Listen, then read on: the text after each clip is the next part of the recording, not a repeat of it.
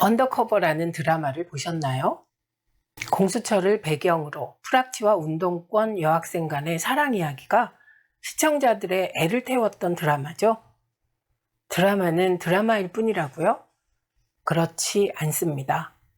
마치 영화나 드라마에서만 볼 수 있을 법한 일들이 우리 눈앞에서 벌어지고 있습니다. 프락치, 스파이, 이중첩자의 출세, 영화가 아니라 현실입니다. 윤석열 정부에서 악명 높은 치안본부 대공분실, 군부 독재의 경찰 프락치였다더니가 다른 것도 아니고 갈등의 중심인 행안부 경찰국장으로 지명된 것입니다. 행안부 경찰국 신설은 경찰 중립성 훼손, 경찰의 군부 독재 시절로의 회기 논란을 불러일으키고 있습니다. 프락치 당사자들은 흔히 나도 시대의 피해자이다 라는 변명으로 자기 자신마저 속이려고 합니다. 박정희 피격으로 18년간의 독재가 막을 내린 뒤 군사 쿠데타로 권력을 잡은 전두환은 더욱 심한 독재와 탄압으로 정권을 유지했죠. 수천 명에 달하는 시민, 학생, 민주투사들이 체포, 고문, 투옥당했습니다. 전두환 군부는 당시 민주화 학생 운동을 독버섯이라며 발본, 세권하려 합니다. 발본, 세권하려면 당연히 정보가 필요하겠죠? 그 정보를 얻기 위해 시작한 것이 프락치 공작이었습니다. 구속됐다가 석방된 학생, 군에 강제 징집된 학생 등등이 프락치 대상이었죠. 학내 시위로 구속됐다 석방된 학생들은 어디서나 찬밥 신세였습니다. 출세는커녕 취직도 못하는 형편이었으니까요. 본인뿐 아니라 관련된 일가 친척 모두 불이익을 당하는 말 그대로 연좌제가 작동하다 보니 그 괴로움이 말로 다하기 힘들었습니다. 그런데요, 당시 그런 학생들 중 방송 스크립터나 구성작가, 공기업 관련 어딘가에 갑자기 취업하는 친구들이 있었답니다. 신기한 일이었죠. 군부독재 수사기관의 은근한 배려였단 걸 나중에 알았습니다. 그들은 독재 정권이 제안한 달콤한 거래의 유혹을 이기지 못하고 같은 학교의 학내 서클 동향을 보고하며 프락치 활동을 한 것입니다. 동향 보고쯤이야 별일 아니다 싶었겠죠.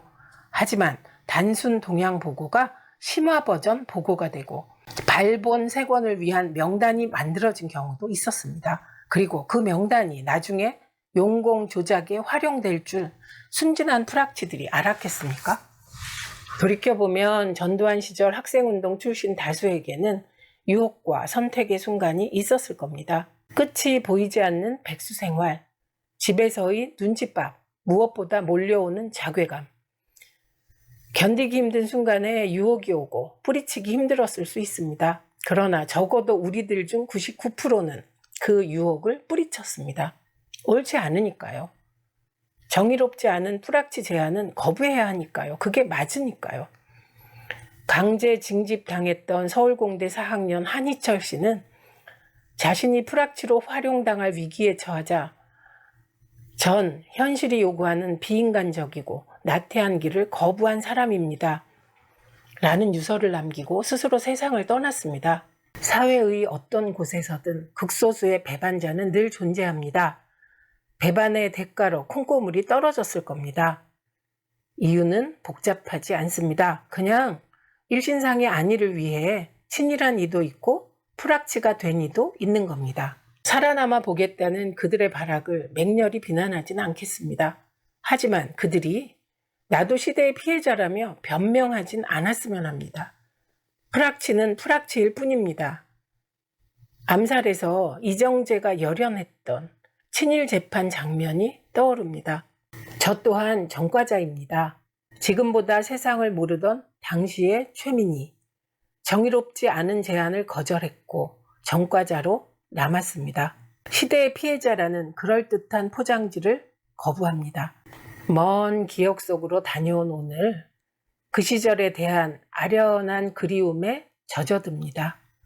민주화의 청춘을 걸고 기꺼이 목숨까지 내놓으려 했던 그때의 우리 모두는 진실로 아름다웠습니다. 최민희였습니다.